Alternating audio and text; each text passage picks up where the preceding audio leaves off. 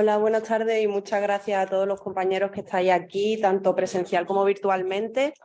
Y bueno, pues vamos a comenzar y vamos a tratar el tema de la jornada, que será la adquisición de inmuebles por medio de testaferro legal, estudio negocio de fiduciario y sus figuras afines desde la óptica civil, fiscal, registral e internacional, con especial mención a la figura del trust. Bueno, pues para ello contamos con 3 ponentes que nos van a dar unas pinceladas de este tema.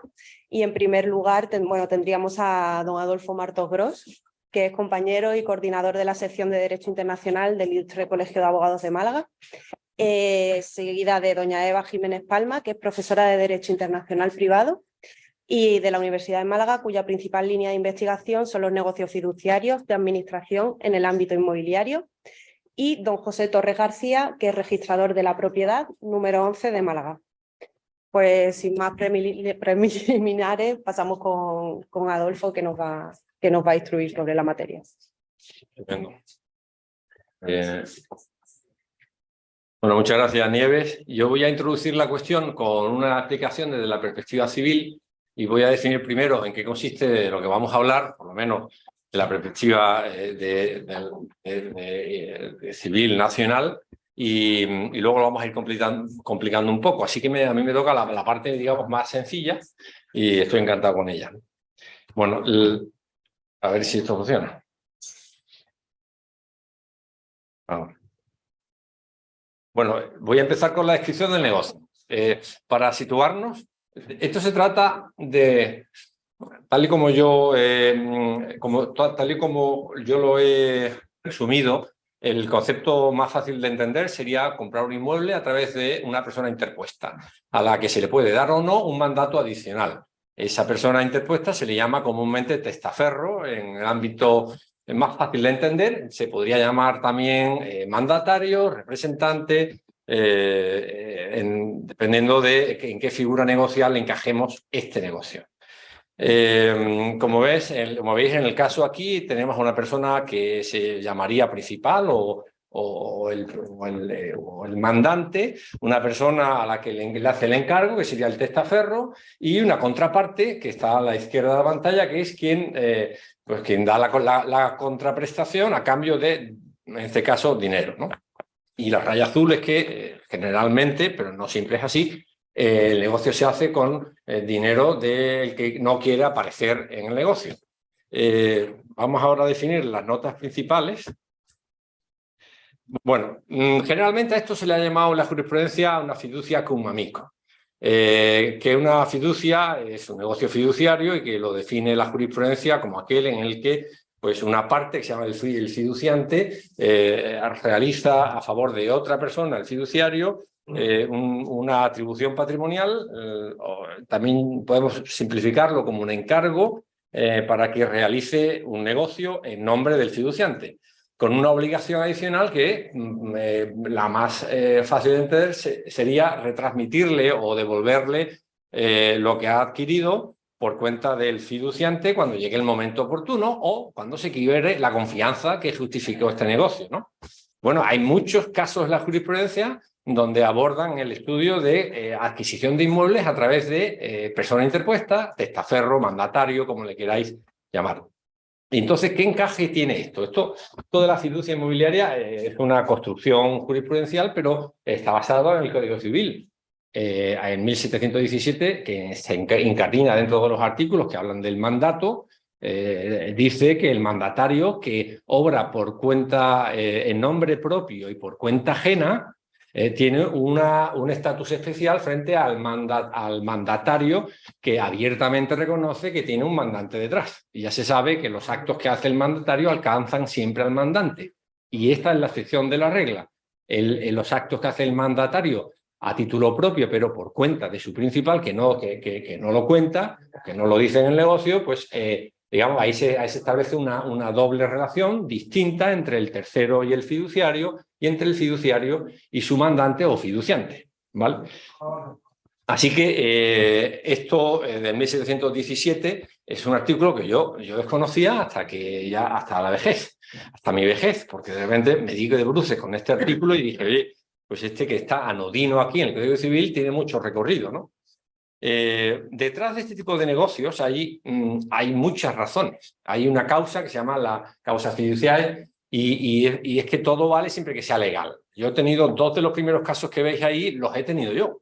El príncipe saudí que decide comprar una casa en Marbella, pero por razones múltiples no la pone a su nombre, sino que contrata a una persona, a un despacho, que la ponga a su nombre. En este caso era un despacho de Gibraltar, pero al final lo del trustee se queda fuera y aparece el gibraltareño como titular del inmueble.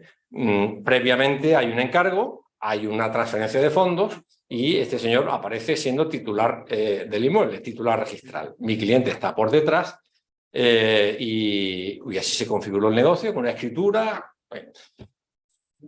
Para mantener el anonimato generalmente se suele hacer este tipo de negocios, pero también tengo otro caso que llevé, que es el sindicalista que no quiere aparentar por su honor, porque un sindicalista es incompatible con tener mucho patrimonio, que no tiene bienes. Entonces, ¿qué hace? Compra un inmueble y lo pone a nombre de su cuñada. Lo de poner a nombre de es esto. Pone a nombre de su cuñada un inmueble.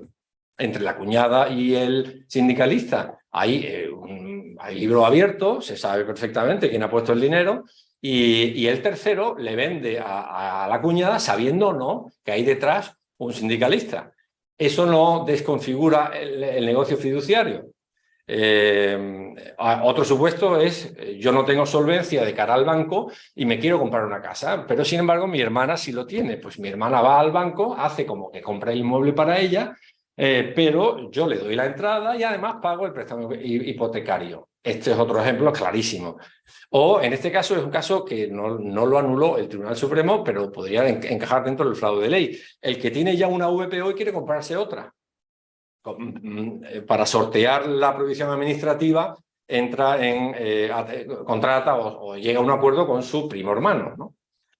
O la compra a distancia, alguien que está fuera en el extranjero y quiere comprar una cosa y por la urgencia y por lo que sea, pues lo compra a nombre de otra persona. Y hay otros múltiples casos.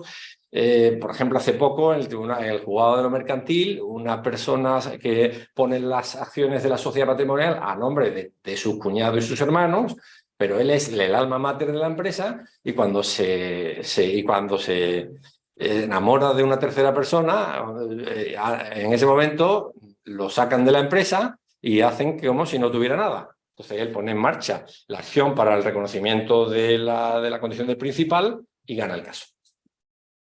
Bueno, no vale todo, evidentemente. Ahora lo vamos a ver más adelante. El fraude de ley es el ejemplo más claro de que no vale todo, ¿no? Y esto no es un negocio simulado, porque el negocio es querido entre las partes, es querido, el fiduciante y el fiduciario se ponen de acuerdo. Hazme de testaferro, por favor, porque necesito por este motivo concreto. O simplemente compra en mi nombre, o sea, compra en tu nombre, pero por mi cuenta, y punto. Y tiene una causa fiduciaria que hay detrás, ¿no? Ya la hemos explicado, ¿no? Y por supuesto, ningún problema hay con que el tercero no conozca la figura del que está detrás de la compra, ¿no? Voy ahora a analizar qué pasa cuando uno compra, qué pasa con esa propiedad, a favor de quién va, ¿no? La jurisprudencia también es unánime, sobre todo la reciente, del año 90 en adelante, en adjudicar la adquisición del inmueble por el fiduciante y no por el testaferro. Se utilizan conceptos como que el fiduciario tiene una titularidad aparente, titularidad formal, titularidad en tránsito, y se le reconoce al fiduciante la propiedad plena sobre el inmueble. O sea que realmente no adquiere el testaferro, aunque aparentemente sí adquiere de cara al tercero y de cara al 38 a la hipotecaria, ¿no? Entonces, ¿cómo calificamos esa posesión del titular, del fiduciante y del testaferro? Pues la jurisprudencia lo que viene a decir es que no posea título de dueño. No hay una sentencia, no hay una doctrina clara que te diga, y si no es a título de dueño, en qué título, ¿no? Y la doctrina, pues dice, aquí hay 2 tipos de posesión, la inmediata y la mediata. Bueno, el caso es que la inmediata es la que tiene el testaferro y la mediata es la de su principal. Y por eso no cabe usucapión. Hay muchos casos de la jurisprudencia donde como vía de defensa, el demandado alega que ha adquirido por usucapión ordinaria. Y dice el tribunal que no hay ni justo título, porque aunque el título lo ha otorgado en su propio nombre, pero no es un negocio propio, sino ajeno, ni tampoco hay buena fe porque lo hizo a sabiendas de que había un tercero que era el beneficiario de la operación, ¿no?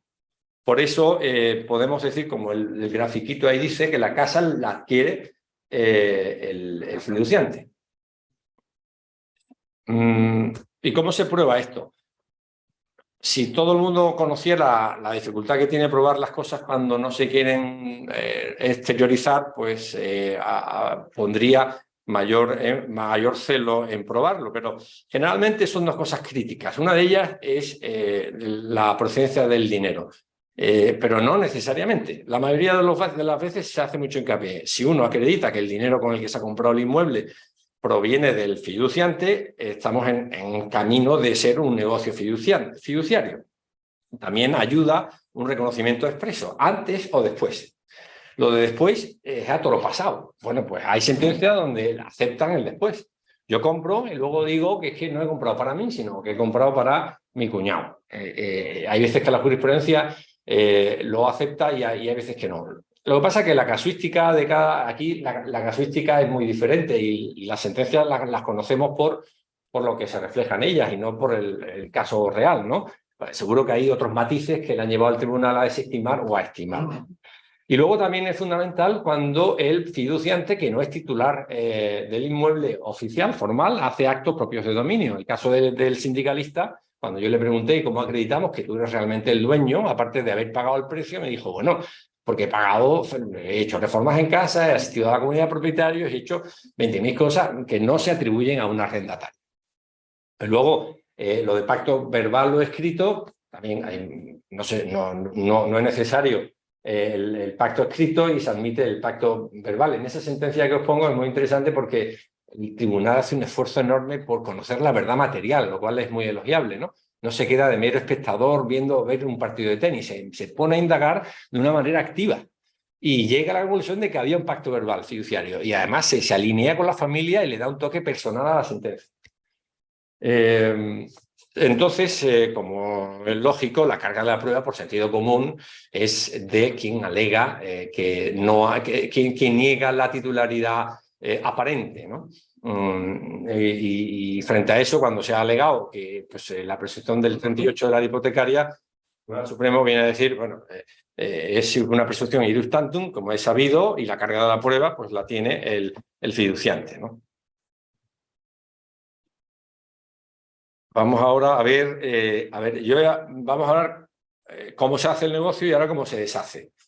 Cuando se quiebra la confianza o por cualquier cuestión ya no resulta necesario tener esa persona interpuesta, pues es obligación del fiduciario reconocer o devolverle o desaparecer de este artificio, de esa titularidad formal y devolvérsela al titular real, ¿no? Pero esto no es un nuevo negocio traslativo, no hay que hacer una nueva compraventa, simplemente hay que exteriorizar el pacto fiduciario. Y si se niega el fiduciario o el testaferro a hacerlo, ahí es cuando el caso se pone muy interesante para los abogados. Y es cuando yo he empezado a ver este tipo de asuntos, porque pues nada, luego tú le ejercitas una acción reivindicatoria y de rectificación del registro de la propiedad para adecuar la realidad registral a la de extrarregistral. Y el juez suplirá la voluntad del fiduciario demandado si no quiere comparecer en notaría a otorgar esa escritura, ¿no? Yo recomiendo cuando se ponga una demanda de este tipo que no se haga simplemente una acción una petición de condena, sino que se le dé poca libertad al juez, que se diga, que se declare que existe un pacto fiduciario por el que tal adquirió la condición o la propiedad del inmueble, la fecha en la que se hizo el negocio, mientras que el demandado fiduciario es solo... Bueno, y a continuación que se le condene al fiduciario a devolver la titularidad formal, incluso hasta se va a poner el parrafito exacto. Porque si no, puede ser que no se haga de una manera evidente y ya llegue a Hacienda, como el tío Paco con las rebajas, y nos diga que esto no es de la China, que esto es una adquisición hecha ahora y no entonces, ¿no? Bueno, y no digamos los problemas que tiene cuando no hay peleas. Cuando hay pelea es hasta más fácil. O sea, cuando el testaferro se niega o el testaferro no cobra lo que ha pactado, cuando hay pelea entre el testaferro y el fiduciante, lo suyo sería ponerse de acuerdo con unos hermanos, pero eso es muy difícil, porque uno va al notario y le dice al notario que esto lo compré yo, pero resulta que no era para mí, sino para mi primo. El notario te va a decir, pero hombre, está el principio de relatividad de los contratos, te lo va a soltar. Fiscalidad, blanqueo de capitales. Ahí hay que hacer todo un esfuerzo probatorio. Y no solo eso, sino cuando llega el registro de la propiedad también. O sea, que hay que tenerlo muy claro y muy bien probado. Y si no, hay que ir a un pleito. Porque al final, como es principio dispositivo la jurisdicción civil, tú vas a un juez, le dices, estos son mis hechos, el juez, más o menos, si está bien montado y con una prueba suficiente, la falta de reacción o la mala reacción de la parte demandada te va a ayudar en ganar el pleito, ¿no? Y al final, lo que dice el juez va a misa, siempre y cuando hayas demandado a todas las partes del negocio, porque si no, tenemos el problema del tracto sucesivo. Bueno, ¿qué problemas nos puede plantear el fiduciario cuando le pongamos el pleito? Y le digamos, testaferro, hasta aquí hemos llegado, dame para acá el pisito que lo necesito o que te quites de en medio, por lo que sea, ¿no? Aparte de que te alegue el 34 de la hipotecaria, que no es posible porque no hay buena fe, tenemos la usucapión ordinaria, que ya la hemos tratado, y también te puedo decir que ha prescrito la acción. El Tribunal Supremo, en la sentencia que veis ahí, dice que es una acción real porque trae causa del dominio directo del fiduciante sobre el bien, que prescribe a los 30 años desde que el fiduciario se negó a reconocerle la condición de titular real al fiduciante, con lo cual hay mucho campo, ¿no? En el caso de la sentencia era un asunto antiquísimo, del año 70 y tantos, que se falló en esos años, ¿no? O sea, mucho tiempo después. Ahí me ha faltado poner la sentencia. También suele decir que es que estamos ante un negocio, esto ya es el colmo esto es el colmo, que estamos ante un negocio nulo por simulación. Que te lo diga un tercero por fraude de ley, vale, pero que te lo diga el testaferro, que se ha prestado en el negocio, ya es de guasa. Pues hay una sentencia donde el juez dice, pues no, por Dios, ¿cómo va a ser esto un negocio simulado? Simulado es que no hay causa. Fiduciario es hay causa. Simulado es, en fin, ocultación. Aquí no hay ocultación, al menos entre el fiduciante y el fiduciario, ¿no? En fin, que estos son, pues hay otros múltiples. Bueno, y ahora vamos a ver por último, ¿cómo vamos de tiempo? 5 minutos. Uy, bueno, pues ya nada, esto es lo último. Hay una regla general que proviene de 1717 del Código Civil, y es que el tercero con el que contrata mi testaferro no tiene acción contra mí, fiduciante. Porque lo dice así la ley. La acción directa no se permite entre el testaferro, entre el tercero y el fiduciante. Lo que pasa es que las excepciones son muchas y las causas son muchas en la jurisprudencia. Y como la jurisprudencia atiende a buscar la justicia material, pues va tratando de suplir las carencias de los litigantes o del propio negocio en sí para acomodarlo a una solución que se entiende justa, ¿no? En fin, hay muchas y no voy a entrar en las que hay ahí. Hay excepciones que son aparentes, entre ellas destaco la del enriquecimiento injusto, que esa es cuando el tercero entrega el inmueble pero no recibe el dinero. El dinero lo recibe el testaferro y el testaferro se lo entrega al fiduciante. Y cuando el tercero que ha vendido su casa no recibe el dinero, le reclama al testaferro y le dice, y resulta que el testaferro es insolvente, pues no le queda más opción que ir a la última ratio, la última opción, que es la acción de enriquecimiento injusto, y plantea un pleito directamente contra el que recibió el precio porque era el propietario real, y el tribunal le da la razón. En cuanto a las auténticas excepciones, esto no sé, a ver si se puede abrir ahora. Está el fraude de ley. El fraude de ley es muy claro, ¿no? Cuando trato de eludir una prohibición por ley, hago un negocio fiduciario y consigo el fin que persigo. Eso se va con el fraude de ley, porque entonces sí que el contrato es nulo pleno derecho. El fraude al tercero contratante. Pues si yo, por ejemplo, contrato la compra de un inmueble o simplemente, y esto entro en lo de Eva, yo contrato una obra y impongo de comitente a un testaferro, el constructor, y él subcontrata a un tercero, ese tercero le reclama al comitente el precio, resulta que el comitente está puesto por mí allí porque es insolvente. Y así yo me evito pagar el precio, recibo la obra y no pago el precio. En ese caso, pues ese fraude al tercero se permite al tercero contratante que vaya contra el fiduciante. Y por último, la excepción propiamente dicha, que es las cosas propias del mandante, que lo resumo en una operación muy fácil, que yo le mando a mi primo que vaya a Sotheby's y me compre un cuadro de Van Gogh. Este ejemplo lo he tomado de uno de los libros que he estudiado de aquí, yo creo que es de Rocío Dieguez. El caso es que el cuadro, evidentemente, lo compra mi primo y resulta que lo vende. Lo vende a un tercero, pero lo tengo yo en mi casa, colgado en mi casa. El tío recibe el precio y, evidentemente, no recibe el cuadro. Bueno, pues te dice la jurisprudencia del Tribunal Supremo que la excepción a la regla de que no hay acción directa es esta. Que se trate de algo propio del mandante y no algo genérico. No estamos hablando de vender trigo, ¿no? Estamos hablando de algo concreto y eso se aplica a los bienes inmuebles. Bueno, pues yo ya con esto he terminado creo que he terminado, sí. Y pongo aquí el toro en suerte al resto para que vayan perfilando la parte internacional, la parte registrada.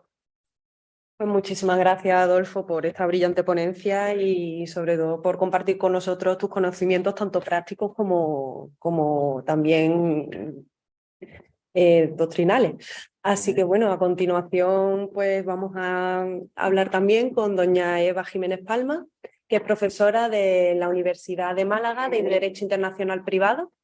Y su principal línea de investigación son los negocios fiduciarios de administración en el ámbito inmobiliario.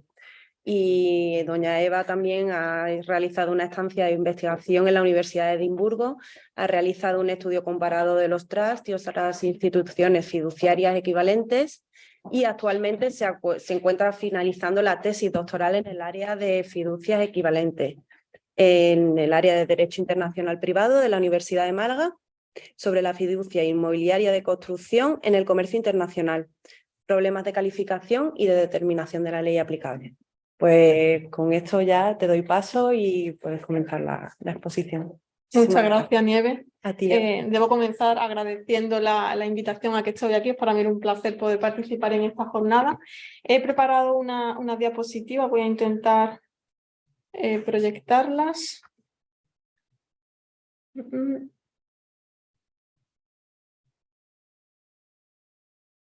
Aquí.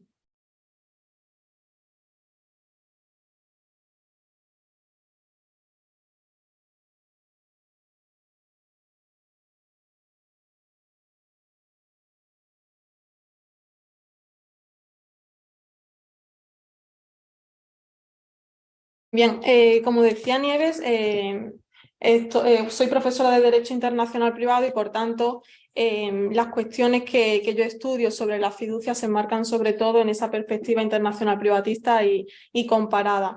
El tema que aquí vengo a presentar sería, o tendría como título, el primer intento de la Unión Europea de identificar los trusts e instrumentos fiduciarios existentes en los Estados miembros.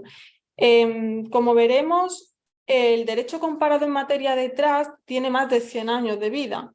Desde entonces, desde finales del siglo XIX, se viene cuestionando qué son los trusts, qué tipo de trust existen, qué diferencias presentan o qué semejanzas con otros instrumentos fiduciarios, etc.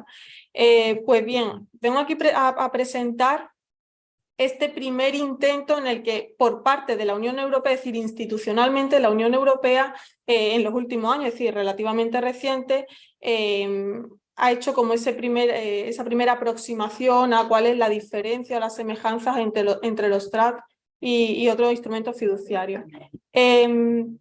Aunque, como ya decía, tiene más de 100 años de vida, ¿no? Esos estudios de derecho comparado, la mayoría de los trabajos se han venido realizando a partir del Convenio de La Haya de 1985, un convenio que regula la ley aplicable a los trusts y al reconocimiento de estos. Como sabemos, España no ha ratificado ni se espera que por el momento que ratifique este convenio internacional que regula derecho internacional privado en general, concretamente ley aplicable y reconocimiento. Y en España la atención de los académicos en este ámbito comparado no emergió hasta los años 90. Bien, ¿qué es lo que han perseguido principalmente estos estudios comparados en materia de trust? Pues mejorar la comprensión sobre estas instituciones, intentar recepcionarlos en países de derecho civil. También se ha intentado con ello alentar a instancias supranacionales a unificar o armonizar esta materia. Se ha intentado hallar instituciones funcionalmente equivalentes en otros sistemas jurídicos y esto no es algo nuevo. En el informe Dier y Van Loon de 1982, que es ese informe que se preparó mientras se elaboraba o para elaborar el Convenio de La Haya anteriormente citado de 1985, ya en este informe se afirmaba con rotundidad que en diversos sistemas jurídicos civilistas como Alemania, Países Bajos, Suiza, ya se habían consolidado negocios fiduciarios como instrumentos funcionalmente análogos a los trust arrangements. Y por último también se han realizado estos estudios de derecho comparado para determinar el ordenamiento jurídico aplicable en supuestos transfronterizos, ya sea la ley aplicable a los trusts que tienen esos elementos transfronterizos o negocios fiduciarios como tal. Así de forma muy rápida comentaré que al comparar los trusts y los negocios fiduciarios ha ido también evolucionando el enfoque metodológico. Al principio los académicos se centraban en cuáles eran las diferencias entre los trusts y otros instrumentos fiduciarios y por tanto por qué eran incompatibles, ¿no? Ya partían de esa premisa. Son incompatibles, es imposible recepcionar o reconocer un trust en un país de derecho civil porque son diferentes por tal. Pues este enfoque metodológico fue cambiando y se pasó de analizar las diferencias entre estas instituciones a analizar las semejanzas entre ellos. Y también se vio que, con toda esta evolución, estos 100 años de derecho comparado, que se debe prescindir de un enfoque conceptual o meramente histórico y pasar a un enfoque funcional, un enfoque en virtud del cual determinemos cuáles son las funciones del trust, cuáles son las funciones de los negocios fiduciarios, cuál es la estructura de estos negocios y cuáles son las semejanzas que presentan en este sentido. Bien, y una vez hecha esta primera aproximación al derecho comparado en la materia, ya sí pasamos a ese intento, ¿no? Llevado a cabo por la Unión Europea para identificar estos instrumentos. Vemos que con la Directiva 2015/849 relativa a la prevención de la utilización del sistema financiero para el blanqueo de capitales o financiación del terrorismo, se fue con esta directiva, conocida como Cuarta Directiva, con la que la Unión Europea, en este marco, al menos es un objetivo diferente, ¿no? En general, el objetivo era prevenir el blanqueo de capitales, pero en este marco al menos sí que ha intentado saber cuáles son los trusts y los instrumentos fiduciarios que existen en sus Estados miembros. Y fue en el artículo 31, apartado 10 de esta directiva, el precepto en el que se le pedía a los Estados miembros que debían, y además era un imperativo, los Estados miembros debían notificar a la Comisión las categorías, la descripción de las características, los nombres y, si procede, la base jurídica de los fideicomisos del tipo trust e instrumentos jurídicos análogos que existían en sus ordenamientos. Este mismo precepto establecía que una vez los Estados miembros llevasen a cabo estas notificaciones, pues la Unión Europea publicaría oficialmente esa lista de instrumentos jurídicos notificados y posteriormente, pone aquí a más tardar el 26 de junio de 2020, presentaría un informe en el que evaluaría si todos esos fideicomisos del tipo trust e instrumentos jurídicos análogos se identificaron debidamente y si se sometieron a las obligaciones establecidas en esa directiva. Como se puede ver, está copiado y pegado literalmente de este precepto de la directiva. Y puede ser, o por lo menos llama la atención cómo está redactado en la versión española esta disposición. y lo veremos también posteriormente cuando esta directiva ha sido transpuesta a la Ley 10/2010 en España. Y es que en la versión española vemos cómo se refiere a fideicomisos y entre paréntesis pone del tipo trust e instrumentos jurídicos análogos. Desde mi punto de vista, no es una traducción del todo correcta. ¿Por qué? Porque no podemos confundir trust, fiducias, fideicomisos, etcétera. Entonces, parece, bueno, desde mi punto de vista, cuando se refiere a fideicomisos se refiere en general a estructura fiduciaria. Entonces, deberíamos a lo mejor utilizar este último término y no fideicomiso, ¿vale? Y esto lo veremos a continuación también. Bien, como veíamos, los Estados miembros de la Unión Europea tenían esa obligación de notificar cuáles eran los trusts, si es que los tenían regulados en su ordenamiento jurídico y si no, cualquier otra figura jurídica fiduciaria que fuese equivalente. Pues aquí vemos en una lista oficial del año 2020 qué es lo que ocurrió. Tenemos 16 Estados miembros de la Unión Europea, entre los que se encuentra España, que indicaron que no había ningún trust ni ningún instrumento jurídico análogo en su derecho nacional. Por otro lado, tenemos 3 Estados miembros, Chipre, Irlanda y Malta, y también Reino Unido, que en ese momento también era Estado miembro, que notificaron que los trusts estaban regulados expresamente en su ordenamiento jurídico y, a su vez, con excepción de Irlanda, también estos instrumentos jurídicos estaban reconocidos en virtud del Convenio de La Haya de 1985 sobre ley aplicable al trust y a su reconocimiento.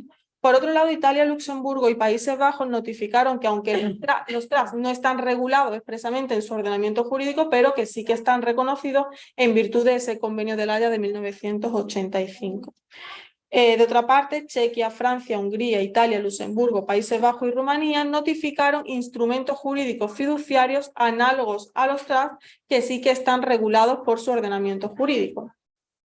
Y por último, Alemania e Italia notificaron instrumentos jurídicos, instrumentos fiduciarios que no están regulados como tal, pero que sí que están consolidados doctrinal y jurisprudencialmente. Pues bien, sobre la base de estas notificaciones, la Unión Europea emitió un informe de 2020, que es relativamente reciente. En este informe, la Unión Europea evalúa si los Estados miembros han identificado correctamente estos instrumentos jurídicos. Y a partir de ahí va haciendo referencia, es decir, la propia Unión Europea, la propia Comisión en su informe hace también un amago de derecho comparado entre estas instituciones notificadas por los Estados partes. En cuanto a los Common Law Trusts, la Comisión afirma que consisten en una operación en virtud de la cual una persona, settlor, transmite a otra, trustee, algunos activos que los administra a favor de uno o varios beneficiaries. Tales activos constituyen un patrimonio distinto del propio del trustee, patrimonio sobre el que el settlor y el protector pueden ejercer cierto grado de control o influencia. Veremos que este concepto es casi idéntico al que posteriormente se da para otros instrumentos fiduciarios, ¿vale? En cuanto a los instrumentos análogos, la Comisión afirma que se ha constatado la existencia de numerosos instrumentos jurídicos que presentan importantes semejanzas con los trusts desde la perspectiva funcional y estructural. Aquí vemos cómo la propia Unión Europea, al realizar este estudio, se está enfocando en estos métodos, el funcional y el estructural, y no en otros como pudiera ser conceptual, histórico, que ya hemos visto que están que responden a otro momento de ese estudio comparado. Y en cuanto a instrumentos análogos, la Comisión menciona, entre otros, las fiducies en sentido amplio, es decir, no se está refiriendo solo al contrat de fiducie francés, sino las fiducias en sentido amplio. También menciona la Treuhand alemana como instrumento análogo a los TRAC. También menciona los fideicomisos latinoamericanos, muy importante, y aquí sí se ve que es más apropiado el término fideicomiso latinoamericano, aunque allí en Latinoamérica también lo conocen como fiducia, es decir, ese fideicomiso proviene del fideicomiso accesorio del derecho romano, pero aquí sí, sí expresamente lo menciona de forma más apropiada, y también otros fondos de naturaleza fiduciaria, como fondos de inversión inmobiliaria, etcétera. En cuanto a las fiducies, y al igual que sucede con los trusts, y a pesar de que sus características específicas pueden ir variando, se basan por lo general en un negocio y vamos a ver que se reproduce prácticamente el concepto que dimos antes a los trusts o que la propia comisión dio ante a los trusts. Son negocios en los que una o más personas transmiten activos a un fiduciario en beneficio de uno o varios beneficiarios. Los bienes quedan separados de los personales del fiduciario, quien tiene la obligación de administrarlos con arreglo a los términos estipulados en el acuerdo. En cuanto a estas fiducias en general, destacan las notificaciones de 3 Estados miembros. Mencionamos antes que Francia, Luxemburgo y Rumanía, entre otros, habían notificado que tienen en su ordenamiento jurídico perfectamente regulado el contrato de fiducia. Concretamente, el contrato de fiducia en Francia, a partir de la ley 2007/11 en Francia, se introdujeron estos preceptos, artículos 2011 al 2030, en el Código Civil francés y lo regulan como un contrato signalagmático en virtud del cual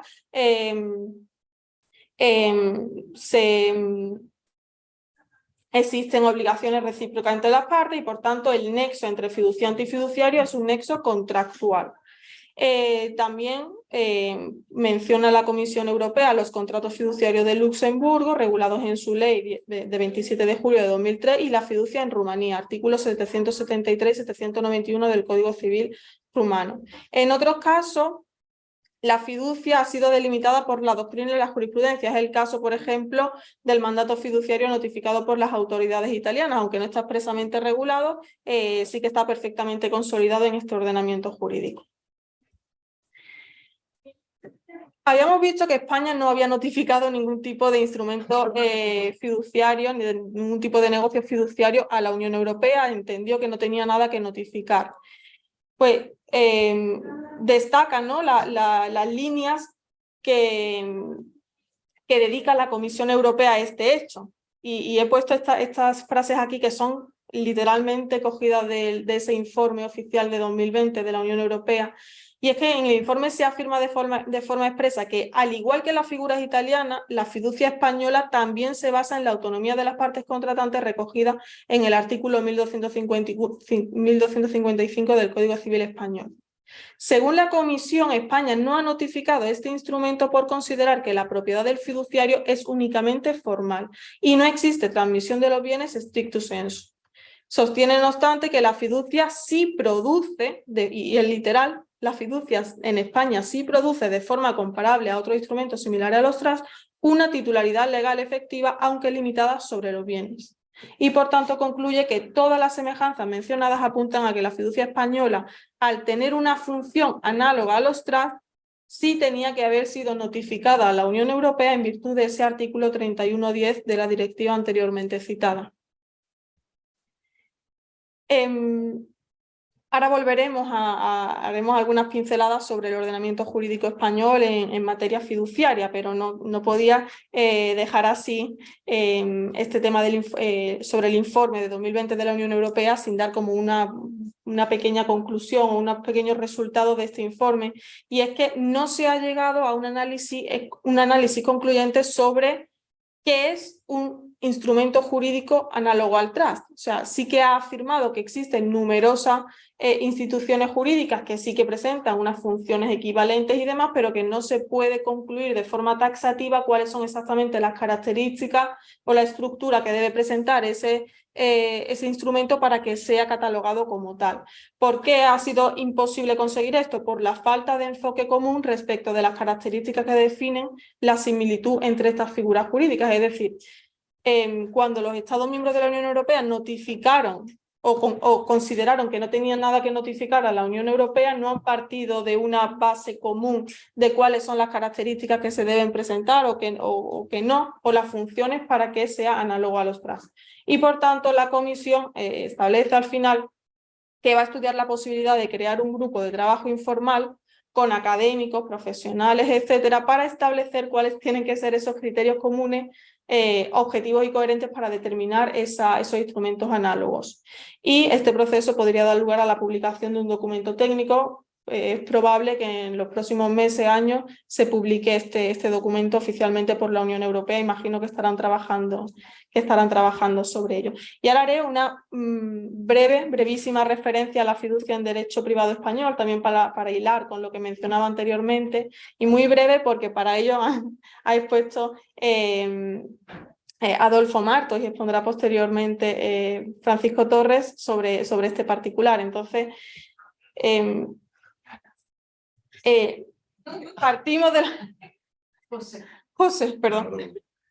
Pepe, por no decir Pepe, José Torres, perdón. Tienes razón. A ver, partimos de la base de que la fiducia no está regulada con carácter general en derecho español, es decir, ni el Código Civil ni el Código de Comercio establecen una regulación expresa así con carácter general a los trusts. No obstante, si sabemos que existen normas forales que sí regulan ciertas relaciones fiduciarias, pues en materia sucesoria, etcétera. También existen disposiciones legales especiales que regulan ciertas cuestiones fiduciarias de interés. Como por ejemplo la Ley 10/2010, por la que se ha transpuesto la directiva anteriormente mencionada y a la que me referiré a continuación.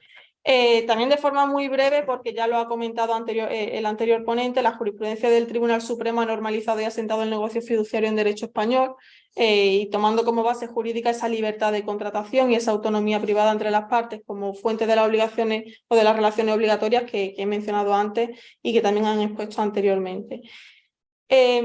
Había puesto aquí la definición que ofrece el Tribunal Supremo sobre fiducia cum amico, que también han expuesto anteriormente, y es que veremos que es prácticamente la misma definición que se da a los trusts, que el negocio jurídico que consiste en la atribución patrimonial que uno de los contratantes llamados fiduciantes realiza en favor de otros fiduciarios para que éste utilice la cosa o el derecho con la finalidad que ambos pactaron y con la obligación, por supuesto, de retransmitirlos cuando se haya cumplido la finalidad prevista, porque si no se dan estas notas básicas no estamos ante un negocio fiduciario, estamos ante otra cosa.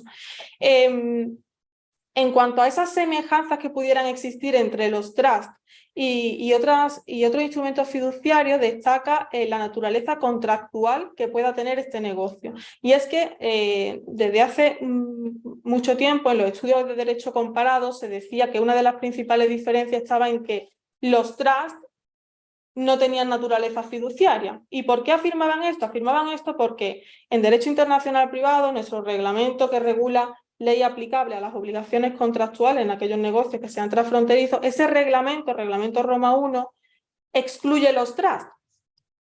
Y esto se excluyó en los años 80 y se ha venido sosteniendo que se excluyeron los trusts porque los trusts no tenían naturaleza contractual.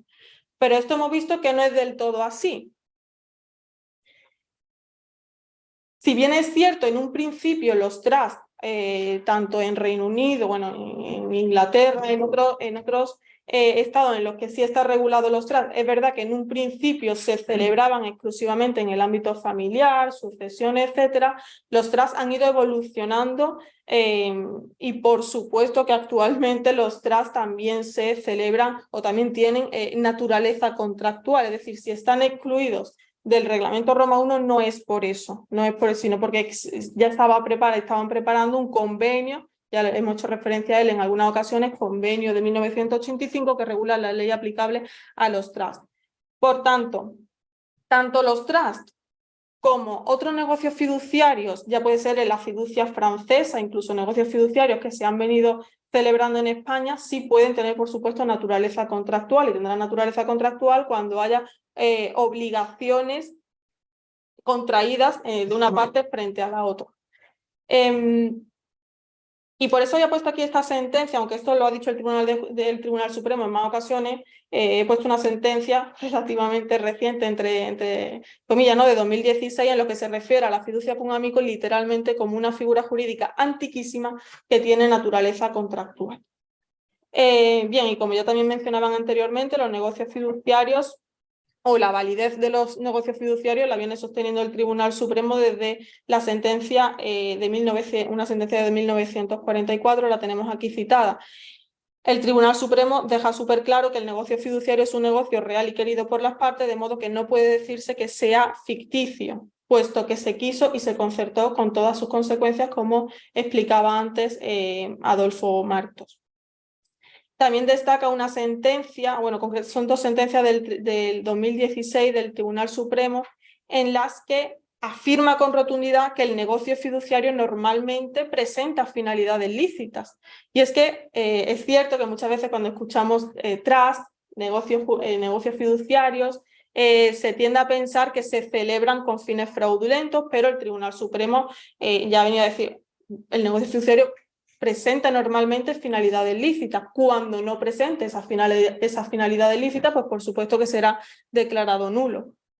Mientras tanto, no.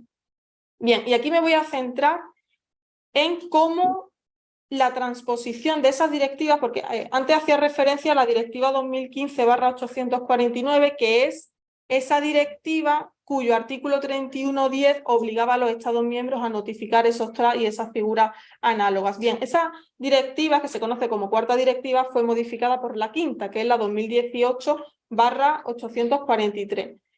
Estas normas de la Unión Europea sí contienen algunas disposiciones en materia fiduciaria y han sido transpuestas, por supuesto, al ordenamiento jurídico interno de los Estados miembros. Bien, pues estas directivas han sido transpuestas, en el caso de España, a la Ley 10/2010 de 28 de abril en materia de prevención de blanqueo de capitales.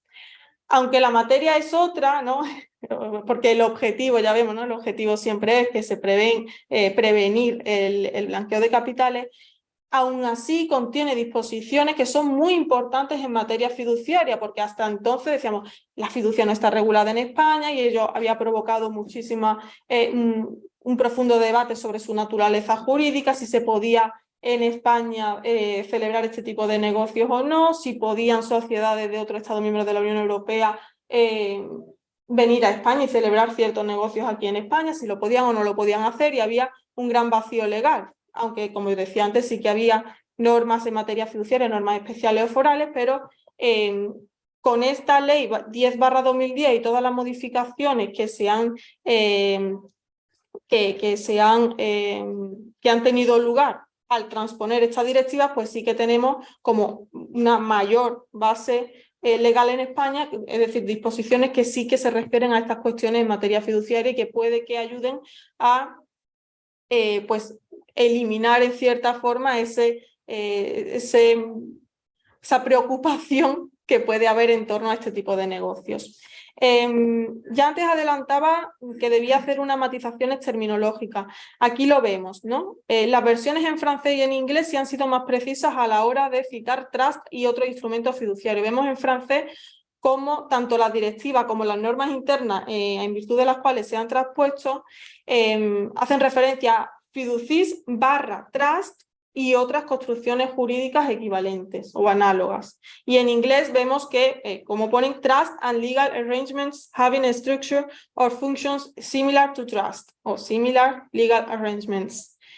Son muy precisas a la hora de abrir el abanico, ¿no? Trust y otras instituciones fiduciarias equivalentes. Sin embargo, vemos en la versión española, al traducirla al español, cómo utilizan el término fideicomiso como categoría general que incluye incluso los trust. Es decir, cuando dice fideicomiso se refiere a cualquier negocio que pueda tener naturaleza fiduciaria, incluyendo los trust, y veíamos cómo ese término fideicomiso quizás debía ser modificado o cambiado por estructura fiduciaria en general. Bien, para no extenderme mucho, simplemente voy a hacer alusión a algunos artículos que considero que son muy importantes de esta ley, que son muy importantes en materia fiduciaria, porque hasta el momento había bastante confusión, ¿no? Si se podía, si no se podía en España, etc. He destacado algunos preceptos, como por ejemplo el segundo de esta ley. Establece literalmente que abogados, procuradores y otros profesionales independientes pueden participar en el funcionamiento y gestión de fiducias / trust, sociedades o estructuras análogas. Por tanto, podrán ejercer funciones de fiduciario por cuenta de terceros o disponer que otra persona ejerza tales funciones. Por otro lado, el artículo 4 relativo a la identificación del titular real. En el caso de fiducias trust tendrán la consideración de titulares reales, constituyente o settlor, fiduciarios, protectores si los hubiera, beneficiarios o cuando aún estén por designar cuál va a ser la categoría de persona en beneficio de la cual se ha creado o actúa la estructura jurídica, y cualquier otra persona física que ejerza en último término el control del trust o fiducia a través de la propiedad directa o indirecta o a través de otros medios. Esto para el caso de fiducias trust. Desde mi punto de vista, los negocios fiduciarios que se celebran en España también estarían incluidos en este concepto general.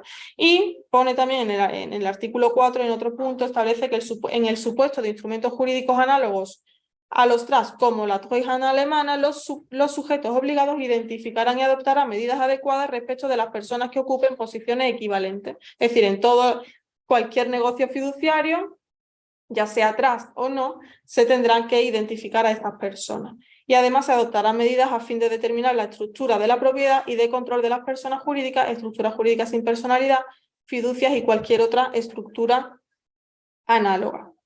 Ya para ir terminando, también debo destacar el artículo 4 ter, que establece que las personas físicas o jurídicas residentes o con establecimiento en España que actúen como fiduciarios, es decir, ya está en cierta manera permitiendo que esto ocurra en España, ¿no? Expresamente, las personas físicas o jurídicas residentes o con establecimiento en España que actúen como fiduciarios, gestionando o administrando fideicomisos, es decir, estructuras fiduciarias como el trust anglosajón u otras análogas, están obligadas a obtener, conservar y actualizar la información de los titulares reales de conformidad con lo establecido en el artículo 4.2. Letras C y D. Otra disposición que merece ser destacada, disposición adicional primera. Antes era la única, pero ahora es primera. Algunas de estas disposiciones en materia fiduciaria han ido evolucionando. Conforme ha ido evolucionando la ley 10/2010, se ha ido especificando algunas de estas cuestiones. Pues esta disposición adicional primera establece que las personas físicas o jurídicas que de forma empresarial o profesional presten todo o alguno de los servicios descritos en el artículo 2, incluidos servicios fiduciarios, deberán inscribirse de forma obligatoria, ya termino, deberán inscribirse de forma obligatoria en el registro mercantil competente conforme a la normativa que regula esta cuestión. Y para terminar, las mencionadas directivas europeas han exigido la creación en cada Estado miembro de un registro de titularidades reales, lo que otorga seguridad jurídica. Sin duda, ¿no? Se establece un sistema de acceso público no limitado a sujetos obligados y autoridades. Es decir, anteriormente, cuando esto se previó por primera vez, era muy difícil poder acceder a esta información. Sin embargo, con esas modificaciones que ha sufrido la ley, ahora es mucho más fácil poder acceder a esa información. Y ya con esto termino. Creo que debo destacar, ¿no?, la disposición adicional tercera de la ley, en virtud de la cual se establece que el RETIR, ese registro de titularidades reales en España, deberá contener información a la que se refieren los artículos 4 relativas a todas las personas jurídicas españolas y a las entidades o estructuras sin personalidad jurídica que tengan la sede de su dirección efectiva o su principal actividad en España, o también aquellas que estén administradas o gestionadas por personas físicas o jurídicas residentes o establecidas en España. En este registro se incluirán también los datos de las que, no estando gestionadas o administradas desde España u otro Estado miembro de la Unión Europea, pretendan establecer relaciones de negocio, realizar operaciones ocasionales o adquirir bienes inmuebles en España. Y ya con esto termino. Muchas gracias por su atención.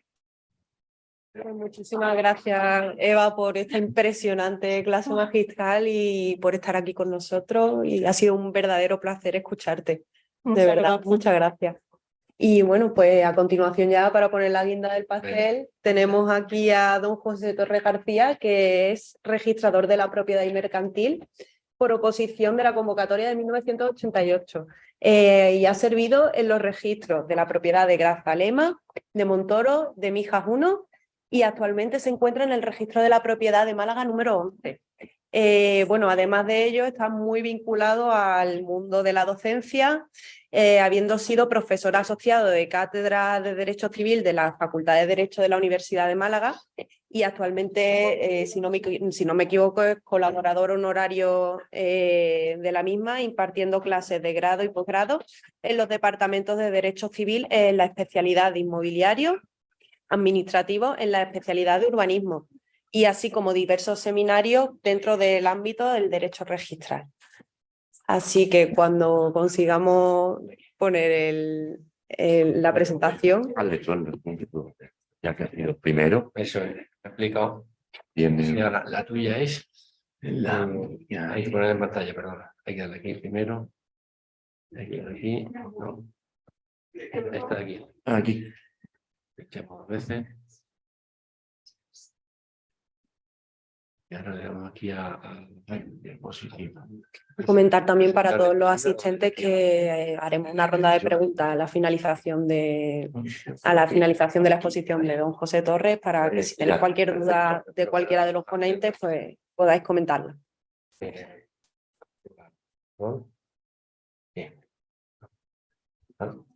Aquí.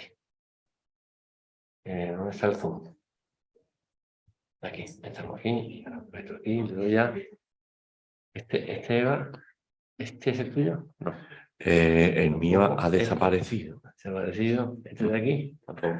Sí, puede ser ese porque es la unidad USB. Pero eso Pero, claro, no es lo que queremos. Voy a empezar otra vez, básicamente. Se ve bien ahora, Adolfo, mira. Sí, pero ellos no lo ven. ¿Ellos no lo ven? Ah, claro. No lo ven. Los online, te refieres. Aquí está. Compartimos y ya puedes. Perfecto. Una vez que está esto así, ya está. ¿Listo, no? Esto lo que quiero es que tú, ahora, correcto. Muchas gracias. Gracias. Bueno, perdona que estas incidencias del directo y de la informática para los más avesados. Esto no es una película, esto es una serie, porque claro, es 2 horitas y entonces las películas suelen tardar más. Han intervenido los protagonistas, la pareja, en este caso, heterosexual, supongo, porque ya la pareja no se puede decir.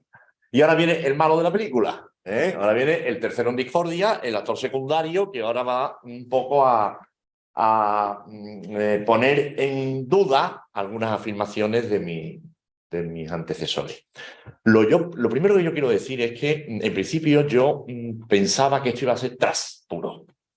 Y la fiducia la dábamos como por entendida. Pero ha estado bien, Adolfo, en señalarlo, porque yo creo que el tema de la fiducia, de que está admitida y tal, eso no es tan antiguo en el derecho español.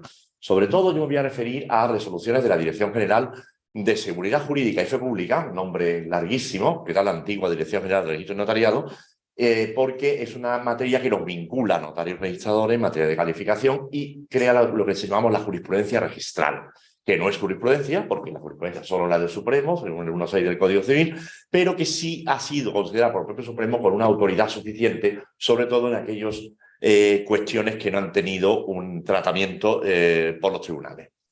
Pues bien, deciros que yo no voy a hablar de la fiducia. La fiducia la damos por entendida que existe. Existe ese 1717 de esa representación indirecta que fue discutida, pero hay una serie de resoluciones a las que yo me referiré de pasada, pero es que las muy recientes son del año pasado y de este año, que reconocen esa representación indirecta. Es más, hay un supuesto de un señor que hace una escritura de venta en un consulado español en Alemania, se la vende a una sociedad alemana y a los 2 años dice la sociedad, no, eso era mío, del propio que había vendido.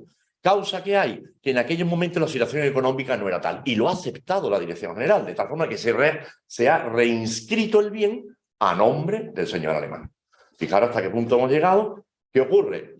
Yo ahí discrepo un poco de Adolfo en el sentido de que efectivamente el artículo 38 hace que la finca esté inscrita a nombre de la sociedad alemana, pero y se reinscribe a favor en virtud de un reconocimiento de dominio de esa representación directa que es la causa fiducia.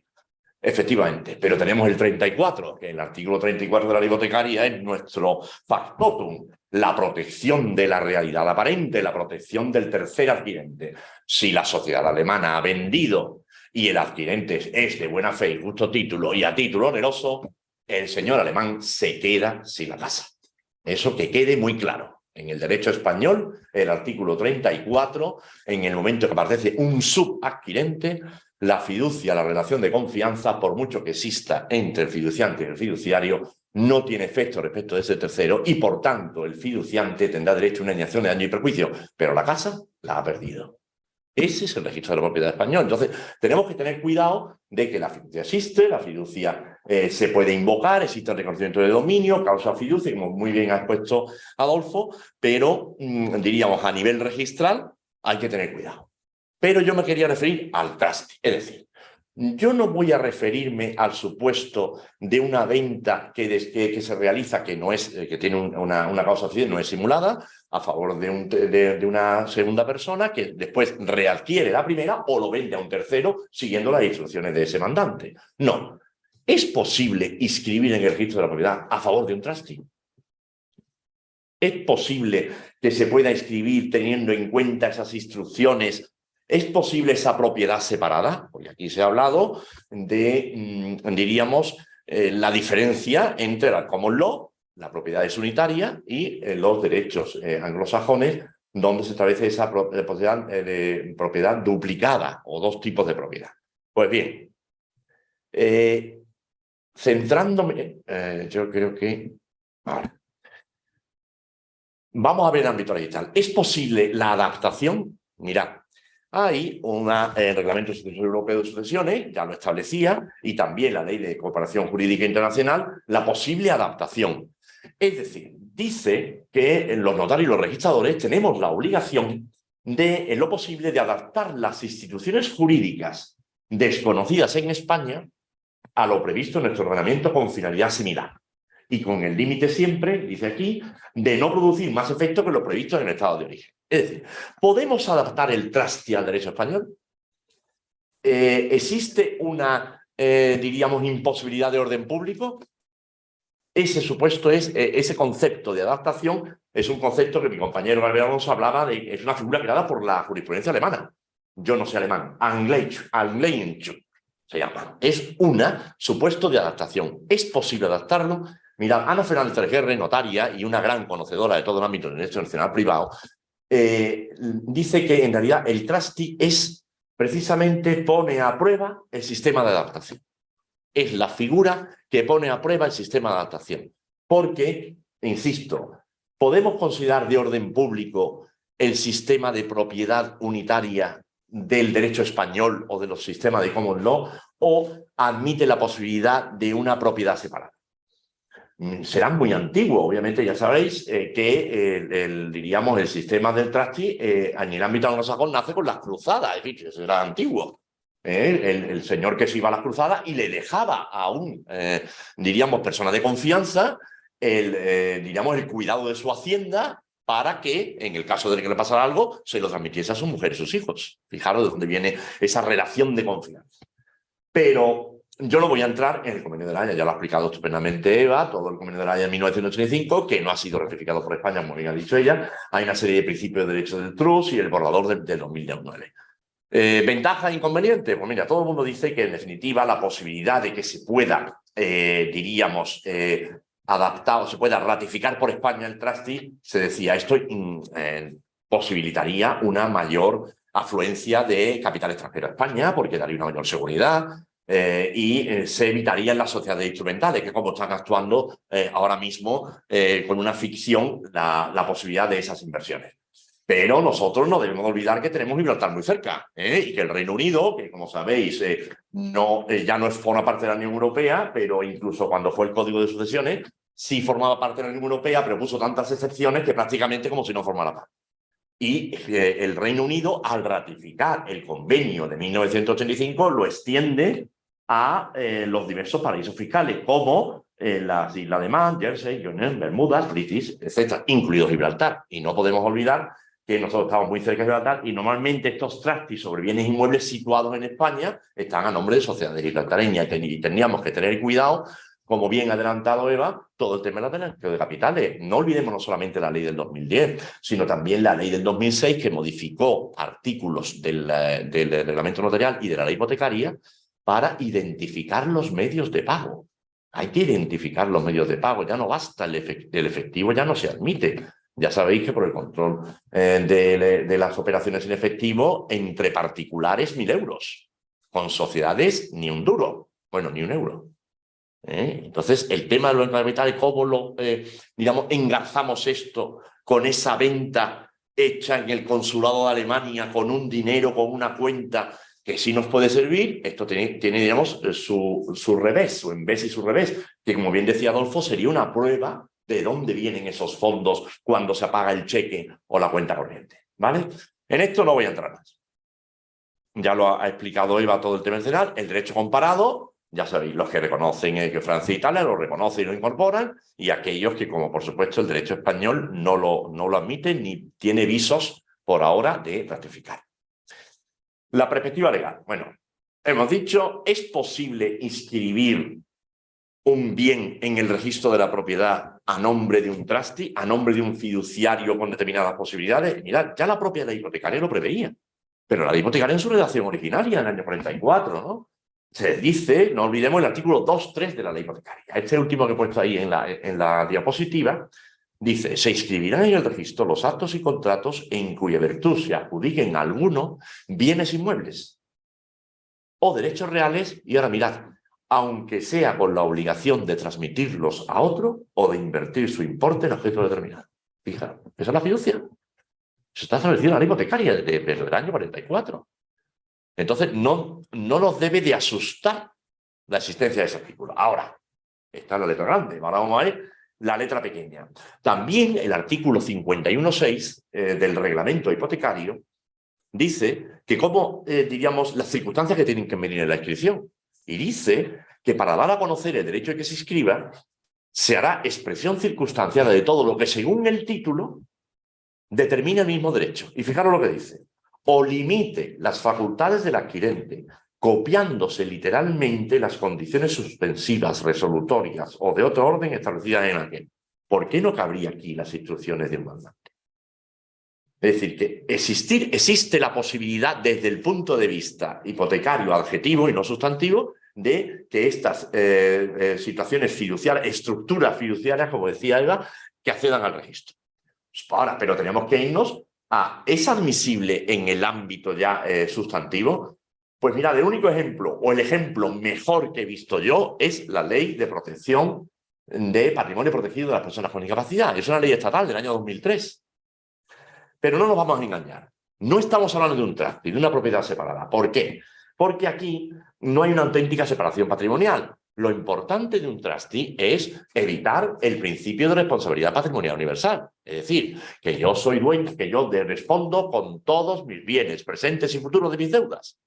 El trustee, si lo que quiere es, yo no voy a responder de mis deudas, yo respondo solamente de las deudas que están afectas a ese patrimonio separado que formaría el trustee. Pero no puede contaminar. Y entonces este supuesto es parecido al patrimonio protegido de las personas con discapacidad. Pero no olvidemos que el artículo 8 de esta ley establece que los bienes se inscribirán a favor del discapacitado. Lo único es que el administrador tendrá una serie de facultades limitadas a la hora de disponer de esos bienes. Por tanto, no estamos hablando de un trustee, estamos hablando de una titularidad con limitación de facultades de disposición, ¿vale?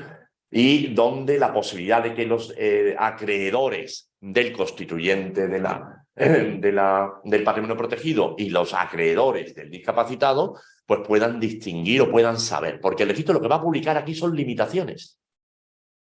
Pero después puede entrar el embargo. Si viene un embargo contra el discapacitado, entrará el embargo, porque en definitiva lo único que hay son limitaciones a la facultad de disponer, pero el registro publica lo que publica, una titularidad. No puede publicar dos titularidades, diríamos, contrapuestas o sucesivas, o sí. Y ahora vamos a continuar con la perspectiva jurisprudencial. Hay una sentencia del Supremo, bueno, yo no quiero cansaros, este es un trust constituido en Arizona, es la única sentencia del Supremo del año 2008 que habla del trustee, y dice... el supuesto, de hecho, era un supuesto muy emblemático, ¿no? Porque se decía un trust mortis causa constituido en el estado de Arizona. Y, sin embargo, el Supremo, desgraciadamente, no entró. No entró porque no se probó el derecho extranjero, no se probó el derecho de Arizona. Ya sabéis que nosotros leímos principio y una novicuria. Nosotros tenemos la obligación de conocer el derecho español, pero el derecho extranjero, si no lo conocemos, que si lo conocemos lo podemos aplicar, los jueces, notarios y legisladores nos tienen que probar. Pero lo importante fue lo que dijo Obiter Dicta, y dijo literalmente el Supremo.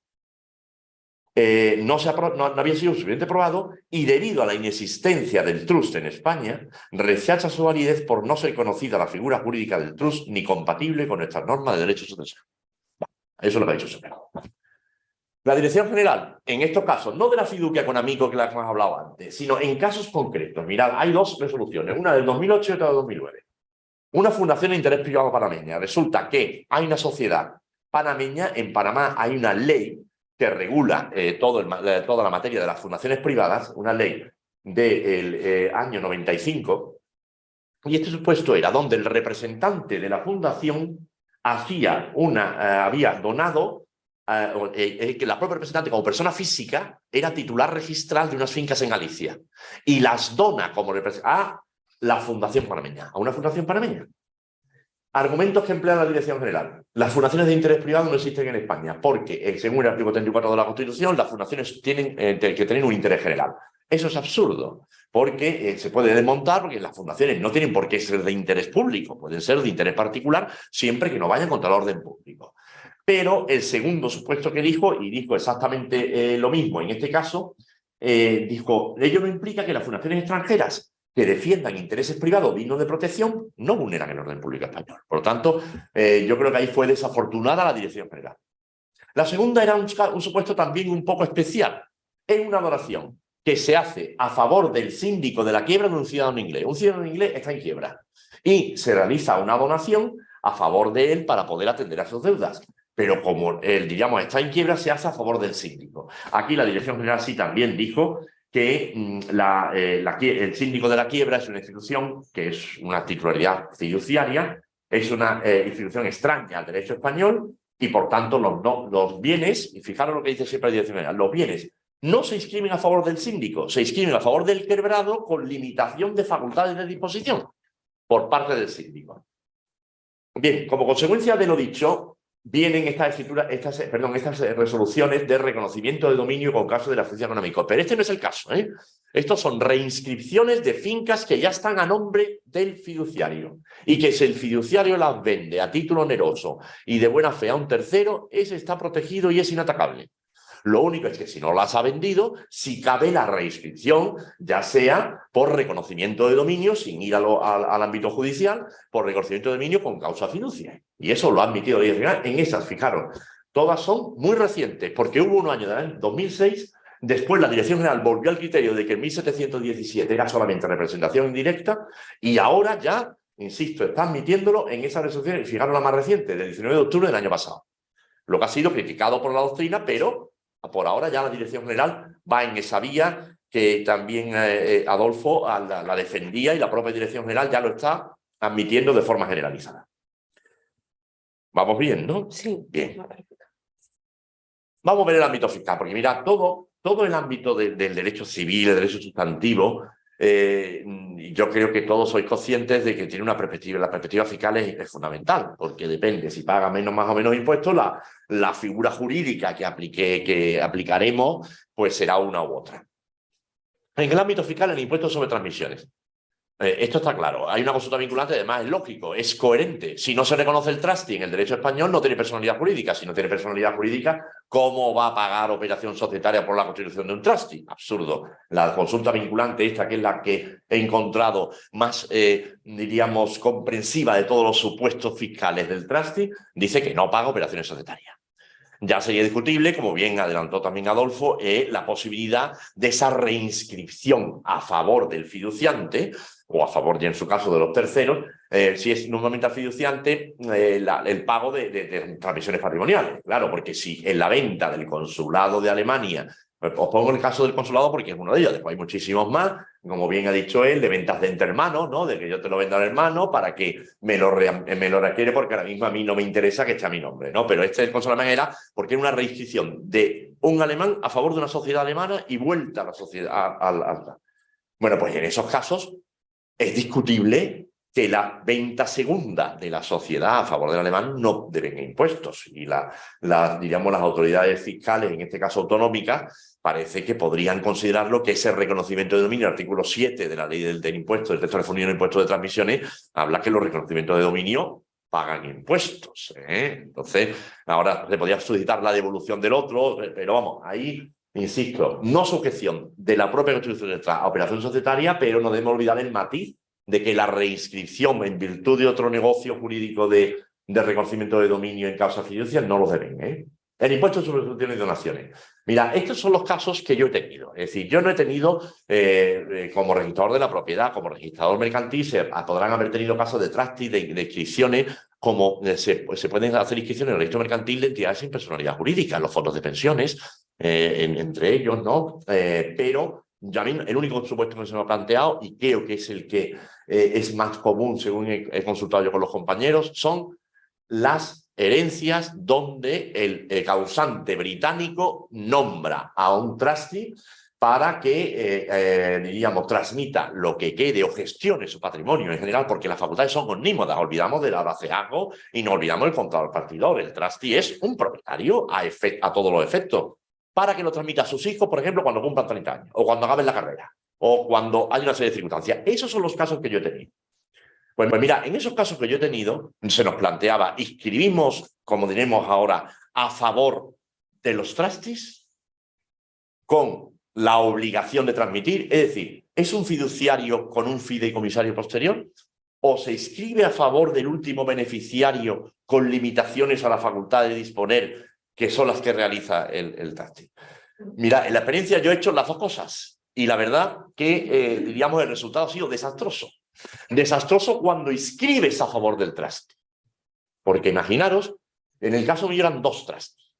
Cada uno, mancomunadamente, tenían que actuar los dos mancomunadamente para disponer de todo el patrimonio. Pero en el ínterin era para cuando el hijo del constituyente del trustee y del causante cumpliera 30 años. Pero el niño, teniendo 26 años, se muere uno de los trustees. ¿Y ahora qué hacemos? Porque en definitiva, como era mancomunado, ¿habrá una transmisión fiduciaria del primer fiduciario al segundo? Imaginaros fiscalmente lo que eso supone. Luego yo opté, en los otros dos casos que tuve, en yo inscribir siempre a nombre del beneficiario único. ¿Qué ocurre? Ya lo veremos, desde el punto de vista fiscal muchas veces no se sabe cuál es el beneficiario, porque es por decidir, o se establece una serie de condiciones o de plazos o de circunstancias que lo determinen. En ese caso, el derecho español y el derecho registral es claro de que el beneficiario tiene que estar determinado. A venir, no se puede quedar sin determinar. Desde el punto de vista registral, pero desde el punto de vista fiscal sí existe. Pues bien, se inscribiría siempre a favor del beneficiario con limitaciones en su facultad dispositiva por parte de los trustees. Y todas esas condiciones figurarían en la inscripción. Os dije el artículo 2.3 y el 51.6 del reglamento hipotecario, donde será expresión circunstanciada de todo lo que limite el derecho. De tal forma que cuando ese trustee vaya a vender, imaginaros que un mismo registrador o otro registrador le llega a la venta, tiene que comprobar, en base a lo que tiene inscrito, si esas facultades que está ejercitando están incluidas en esa disposición. ¿De acuerdo? Esa es la única solución que hemos encontrado.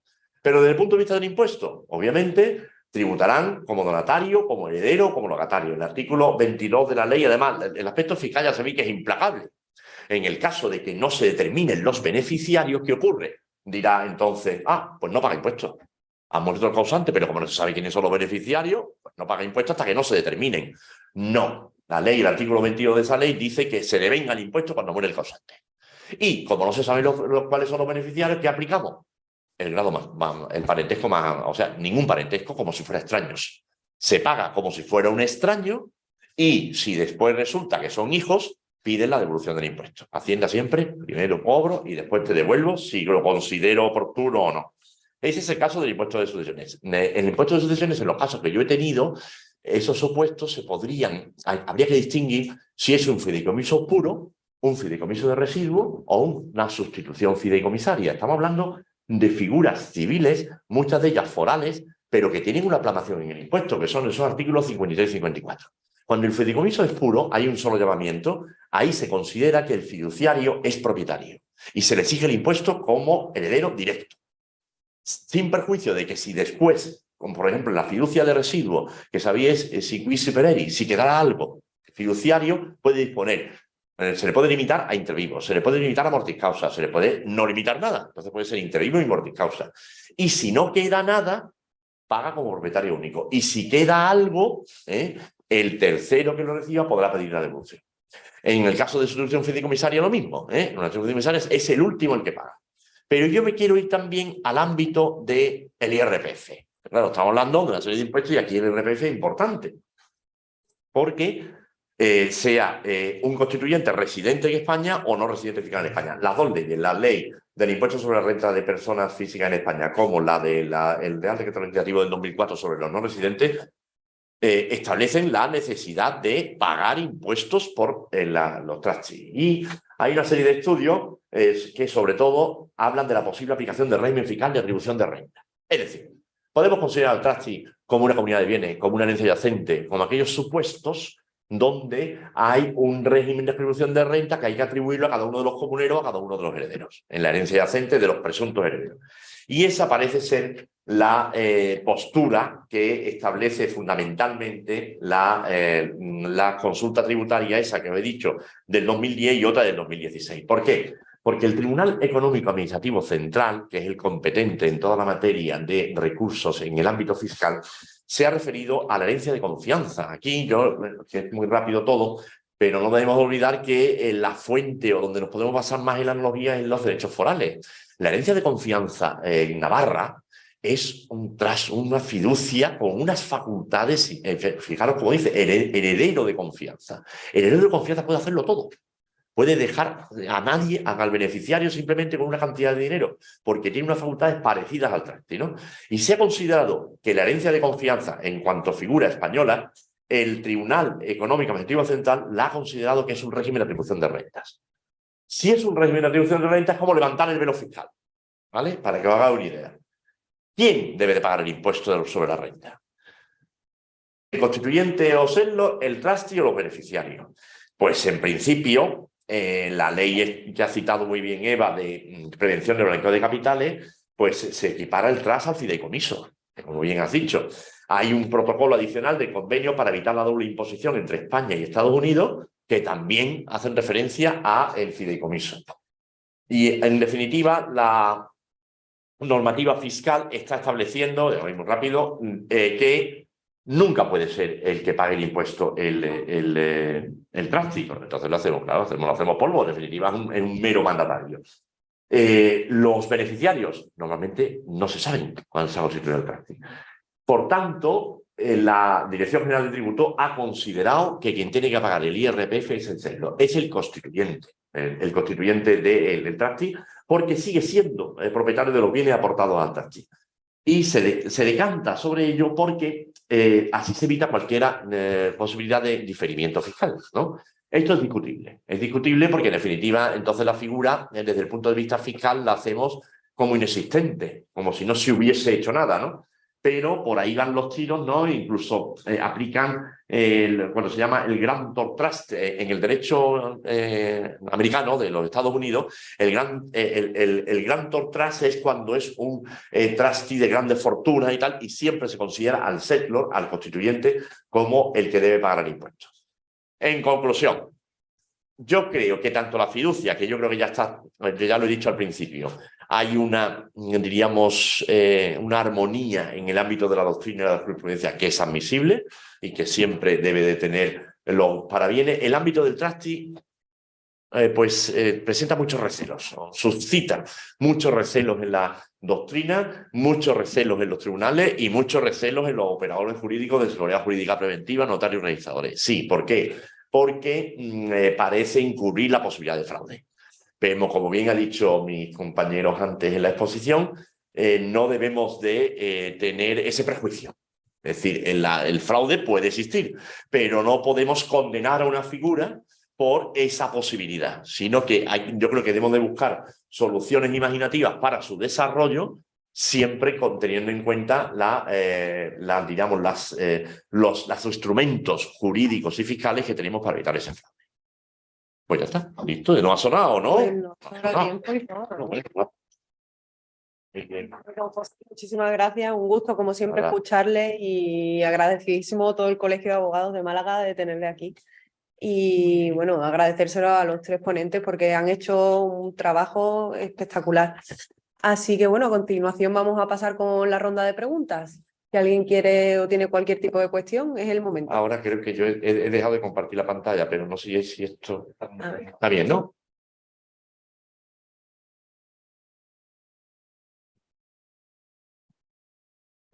Sí.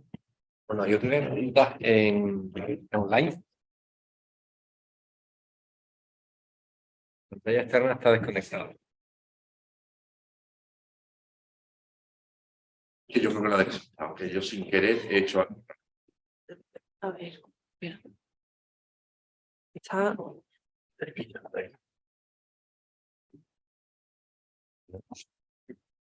Yo creo que... Y ahora sí. ¿Sí? Vale. Venga, preguntas tenemos aquí.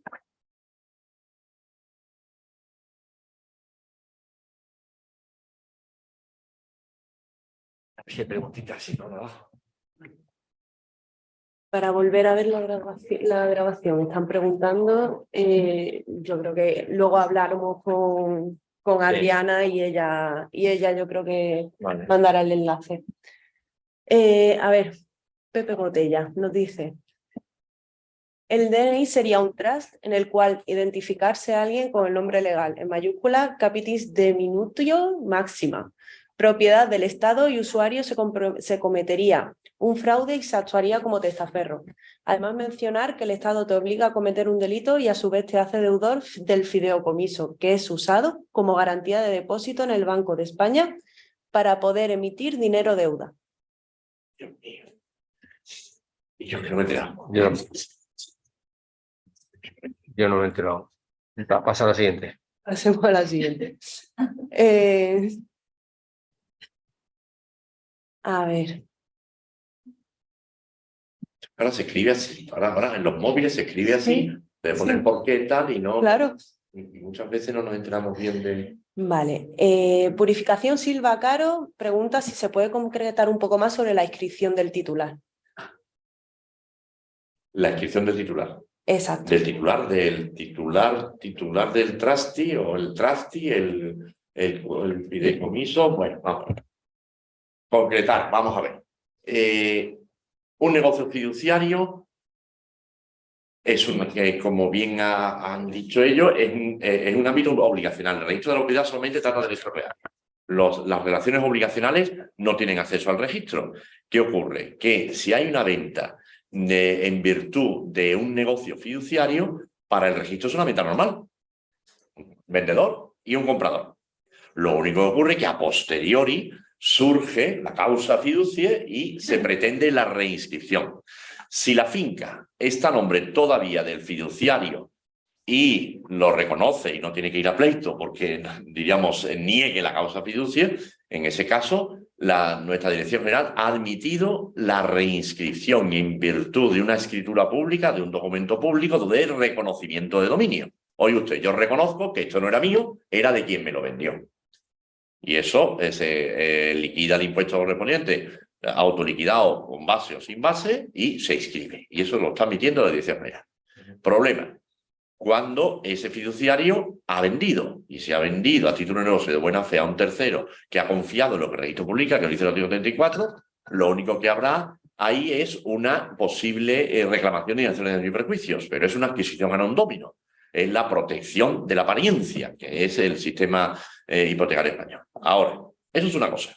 Otra cosa, se puede inscribir a favor de, como consecuencia de una operación de un trustee, normalmente en el ámbito sucesorio, pero también se podría establecer por acto inter vivo, de una persona que nombra a unos interesados para que administren el patrimonio en beneficio de un tercero que esté determinado o no. Bien, si el tercero está determinado, el último beneficiario, en mi opinión, eso es inscribible. Y se inscribiría a favor del último con las limitaciones de disponer a favor de los trustees. Si el tercero último no está determinado, lo único que habría la posibilidad era de inscribir a favor de los trustees hacia un futuro, pero con el peligro, insisto, de que se me ha planteado a mí, que se mueren los trustees y ahora quiénes son los herederos de los trustees, como en tal. No sé si ha quedado claro. La posibilidad de inscripción a favor del beneficiario y a mi juicio, imposibilidad de inscripción a favor del trustee. Yo entiendo que ha quedado más que claro. Si tienen cualquier pregunta, bueno, la precisarán. Nos dan, bueno, Noemí Ubiña da la enhorabuena a los tres ponentes. Y Carmen Jiménez García pregunta si podría alguno de los presentes definir más claramente la diferencia entre trust y fideicomiso. Es importante. ¿Quién es el válido? El es la obligación de poseer para luego transmitir a un tercero, ¿no? Y el negocio fiduciario es digamos, tiene un punto menos de extensión. Como el negocio fiduciario cabe la libertad de pactos y cuando sean legales podemos hasta construir un trust al estilo español, ¿no? Con una serie de reglas muy claras y tal. Al final hasta podríamos llegar a hacer lo mismo, ¿no? Sí. Sí. Yo creo que el trust tiene un pasito más, ¿no? Yo creo que la fiducia, la fiducia romana, la fiducia con amigos, la fiducia con creditores, que es más difícil de admitir, pero es como un pasito más. Es decir, un negocio, yo le encargo, yo creo que la fiducia siempre se ha entendido, como bien dijo, es decir, yo lo pongo en nombre de otro, porque no me interesa, bueno, hay que ver el espíritu lícito, eso de la VPO no me ha gustado mucho, pero eso de tal, del espíritu lícito y tal, de que tenga una finalidad lícita. No está mi nombre, porque ahora mismo no me interesa, por determinada diríamos, de interés que no sea espurio. Pero yo creo que el trustee es un poco más allá. Yo quiero que el patrimonio mío se gestione y ya decidiré yo los beneficiarios, ya decidiré todo. Pero que esto me lo gestionen unos profesionales, porque muchas veces son personas que son profesionales y que se dedican a la gestión de esos patrimonios para darle en un futuro yo creo que se basa en la fiducia, pero su finalidad va más allá de la fiducia. Sí, yo creo que sería como, tiene mucha más manga ancha el tema del trust. Yo creo que ya se puede llamar. Sí. Y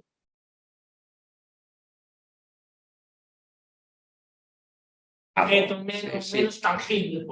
Sí, toda la razón. A ver, vamos a seguir con las preguntas.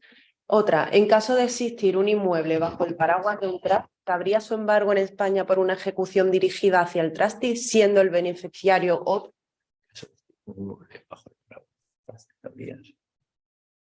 Bueno, si le reconocemos personalidad jurídica al trust, pues, y el inmueble está en nombre del trust, pues es embargable, entiendo yo.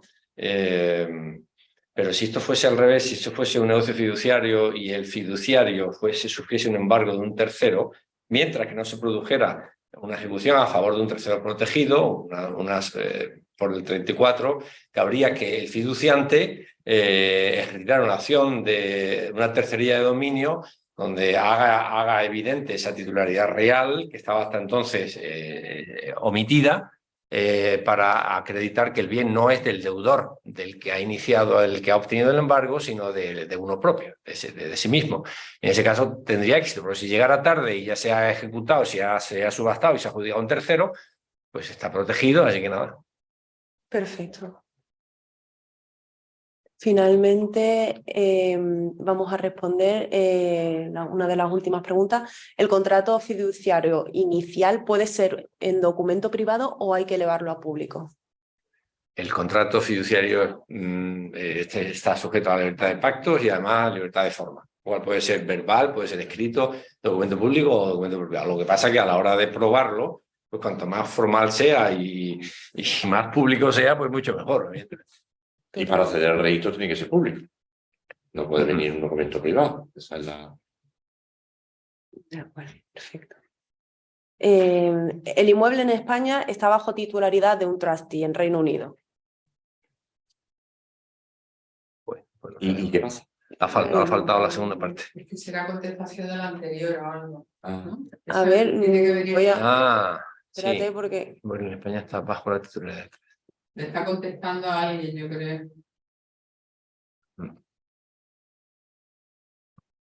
Bueno, igual. El problema de que está el nombre del trustee es lo que hemos dicho. Si, ante la pregunta anterior, el tema es la determinación de los beneficiarios, que eso es lo que hace que el trustee tenga que sea ese pasito más. No se sabe quién va a ser el beneficiario, no se sabe si se va a reescribir y tal.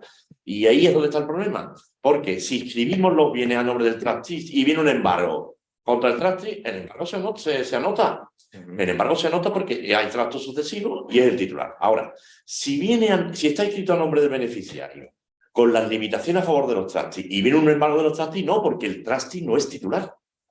Ese es el problema de los derechos, de los derechos continentales, aunque Francia e Italia van por la calle del medio y parece que han admitido el trust, ¿no? Y lo han notificado, pero en el ámbito del derecho alemán o el derecho español, la posibilidad de esa propiedad dividida es lo que decía la final eso es muy difícil adaptarlo al derecho español, porque en realidad para el trust es una propiedad viva, son dos propietarios, cada uno en su momento, mientras que eso choca en el derecho español y en el derecho registral más. ¿Cómo vamos a poner dos titulares? Y ahora viene el embargo de uno. Es verdad que existen propiedades condicionadas. En las condiciones suspensivas y resolutorias hay dos titulares, un titular, diríamos, expectante y otro real. Pero son por condiciones, diríamos, por supuestos que, diríamos, entran dentro del ámbito de la condición, no del ámbito de la voluntad. Diríamos, que puede dar el plan. Si no, es complicado eso, es complicado y por eso es difícil la adaptación. Ahora tenemos una pregunta para Adolfo, Anda. de María Auxiliadora Moreno. Nos comenta que en el derecho anglosajón y en el danés, al menos también, se usan muy habitualmente los trusts con motivos de evitar o mejorar la liquidación del pago del impuesto de sucesiones. Pero entiendo que conforme al IES español y la ley 10/10, es evidente que no es factible. Y saludos especiales. Sí, pues mi querida Marisa, yo le voy a dar la palabra a mi querido Pepe Bajir. Pero yo a esta mujer no la conozco de nada, yo la saludo igual. Marisa era la antigua coordinadora de la sección internacional, que era diputada también de la Junta de Gobierno, y cuando yo entré en la sección, ella estaba al mando y por eso nos tenemos tanto cariño. Ah, bien, bien. Porque hemos hecho muchas cosas y del TRAS hicimos una ponencia también. Acabo de saludar telemáticamente, como se ahora. Pero yo, la posibilidad de pagar el impuesto, se ha referido, ¿no? Sí, es que yo veo fatal y me está costando muchísimo. Dice que en el derecho anglosajón y en el danés, al menos también se usan muy habitualmente los trusts con motivos de evitar o mejorar la liquidación del pago, o sea, pagar menos impuestos de sucesiones. Exacto. Pero entiende, conforme al impuesto de sucesiones español y la ley 10/10, es evidente que no es factible. Es un comentario. No, en principio el impuesto de sucesión y donaciones no está previendo la figura del trust, porque obviamente no está reconocida, pero sí hay una serie de figuras forales, ¿no? Que son las sustituciones fideicomisarias, los fideicomisos puros, los fideicomisos de residuos, y en todos ellos, diríamos, es un poco similar al derecho anglosajón de los albaceas, antes pagar que heredar, y aquí heredamos y después pagamos, ¿no? Por eso los herederos responden todas las deudas salvo los que acepten a beneficio de inventario, mientras que en el derecho anglosajón es antes pagar que heredar. Se paga y después todo lo que queda de liquidación es lo que se reparte. Pues el fisco eso lo tiene muy claro. Es decir, aquí diríamos, paga el fiduciario como usufructuario si tiene la obligación de conservar para transmitir. Si no tiene esa obligación, si no tiene la facultad de disponer, paga como heredero. De tal forma que el beneficiario último, si algo recibe, el fiduciario puede pedir la devolución del impuesto y el usufructuario, en el caso de que conserve, el fideicomisario último pagará la nuda propiedad de ese usufructo que ha disfrutado el anterior, pues ya lo pagó en su momento. Pero posibilidad de utilizar el trustee para, diríamos, pagar menos impuestos, esa posibilidad de ilusión diciendo, es que no sé cuáles son los beneficiarios. El artículo 22 dice, aquí el impuesto se devenga en el momento en que fallece el causante, fallece el settlor. Y si fallece el settlor, ahí. Y si usted no me dice cuál es el beneficiario, pues va a pagar usted impuestos como si fuesen extraños los herederos. Y después pide usted la devolución si tienen parentesco. O sea, el ámbito sucesorio lo tiene muy claro. A ver. Pedro Martín pregunta si han visto, voy a responder en directo, pregunta si han visto comparecencias ante notario de un trust para transmitir un bien inmueble.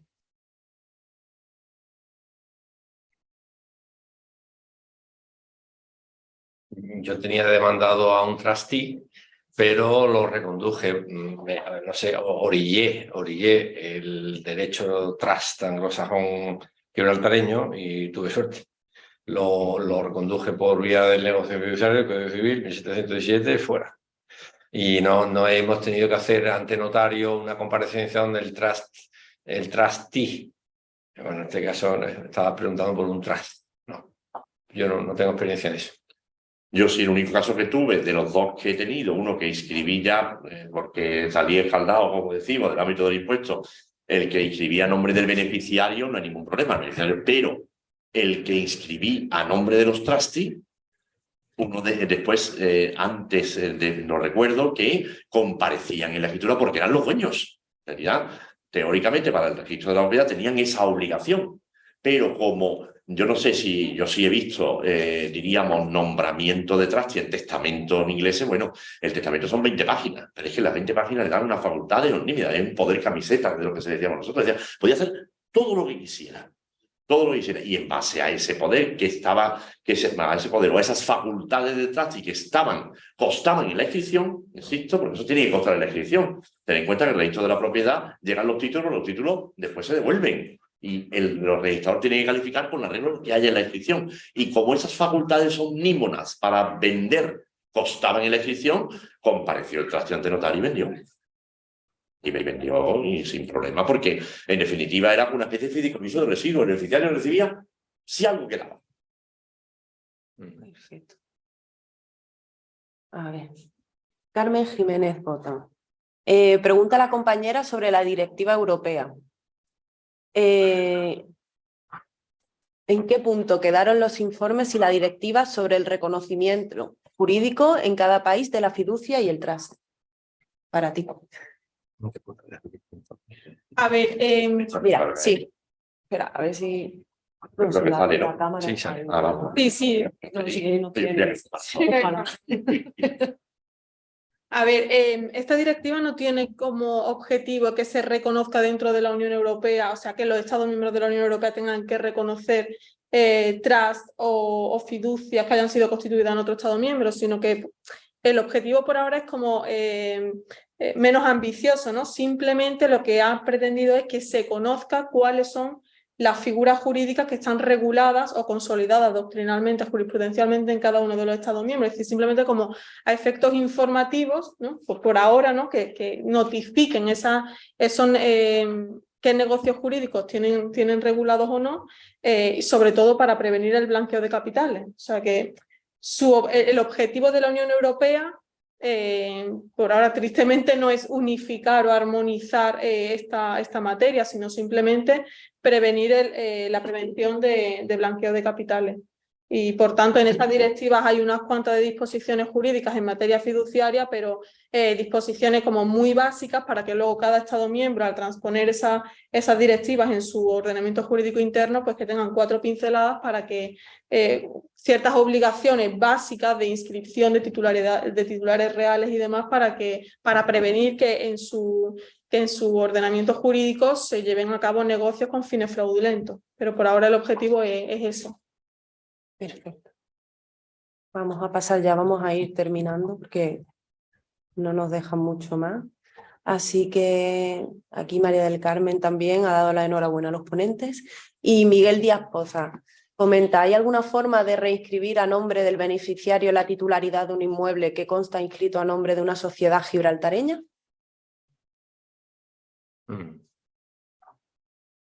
Bueno, desde el punto de vista del derecho español, si la sociedad gibraltareña recibió la titularidad del bien por un encargo del fiduciante y se acredita que ese pacto, esa causa fiduciaria y que además es legal, pues no veo problema en que se retrotraiga la titularidad al titular real.